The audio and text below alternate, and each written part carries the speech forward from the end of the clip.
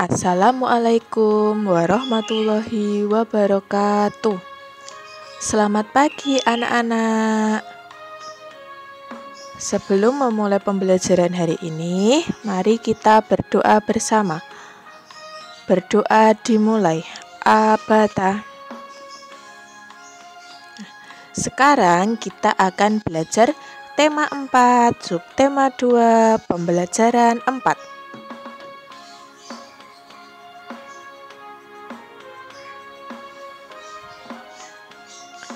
Sikap apa lagi ya yang harus dimiliki oleh seorang dokter? Ayo, sikap apa? Seorang yang bekerja harus memiliki sikap melayani, disiplin, rendah hati, dan bekerja sepenuh hati. Kita bisa mempelajari nilai-nilai tersebut dari seorang dokter yang bekerja untuk masyarakat.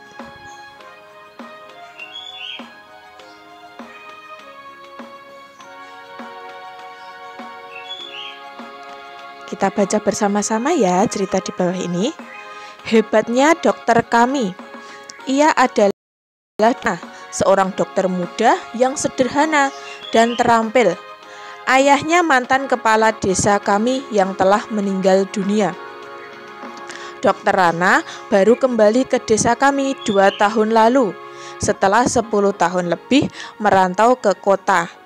Ia memperoleh beasiswa di Fakultas Kedokteran dan setelah lulus ia praktek di Rumah Sakit Umum Kabupaten setelah lulus. Semenjak ia pulang dan praktek di Balai Kesehatan Desa, aku sering mendengar perbincangan warga yang heran atas keputusan Dr. Ratna untuk kembali ke desa. Bukankah penghasilan sebagai dokter di kota jauh lebih besar?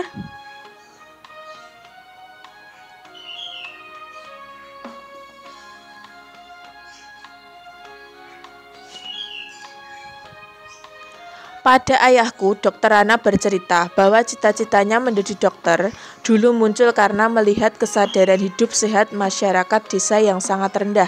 Sungai dipakai untuk mandi, mencuci, kakus, lalu airnya dikonsumsi.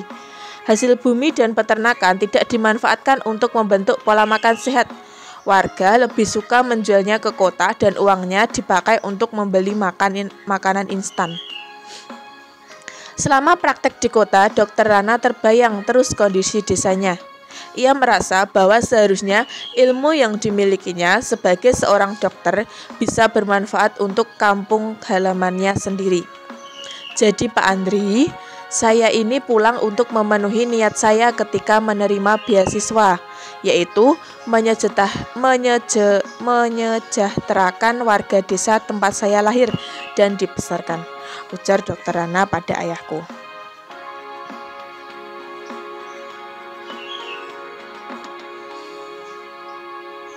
Sejak pulang, Dr. Rana memang aktif membina para remaja dan keluarga muda. Ia memberikan penyuluhan tentang pentingnya mencuci tangan, memasak air, pola makanan sehat, dan imunisasi. Baginya, generasi muda adalah perantara terbaik untuk menyampaikan misi, meningkatkan kesadaran hidup sehat masyarakat desa.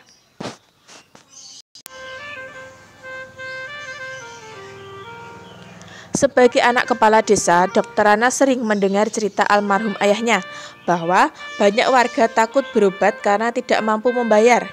Tak ingin hal itu terjadi, maka diumumkannya bahwa warga dapat membayar jasanya dengan sampah. Ya, sampah. Sampah kering jenis apa saja yang bisa didaur ulang. Botol plastik, botol kaca, koran bekas, bahkan kemasan bekas diterima oleh Dr. Rana. Cara ini membuat warga aktif dan bijak mengolah sampah. Sungguh kreatif dan cerdas cara Pak Dokter mendidik warga.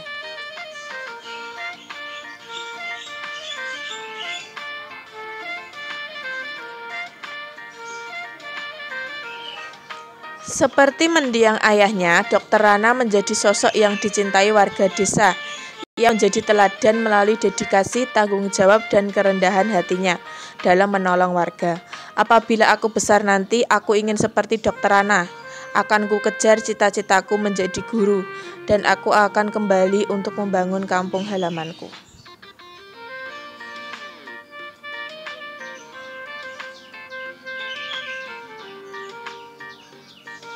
Soal.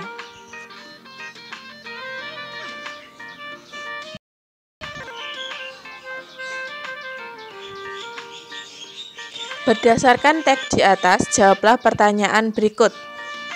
Apa yang dilakukan Dr. Rana untuk warga desa? Mengapa Dr. Rana melakukan itu?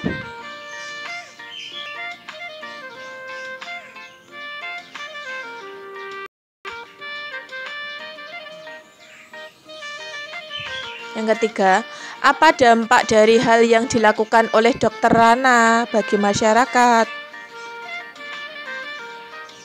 Yang keempat, bagaimana perasaan masyarakat terhadap Dr. Rana? Tuliskan pada tabel berikut.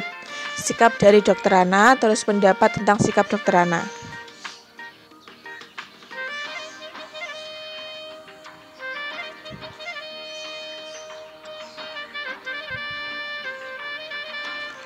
Yang kelima, hal-hal baik apa yang bisa aku contoh dari Dr. Rana?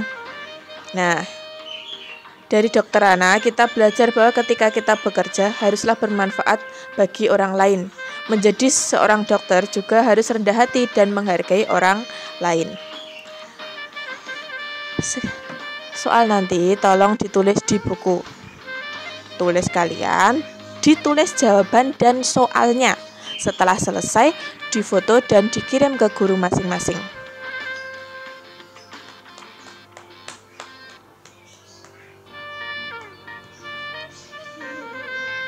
Sekian dari saya. Bila ada salah kata, saya mohon maaf.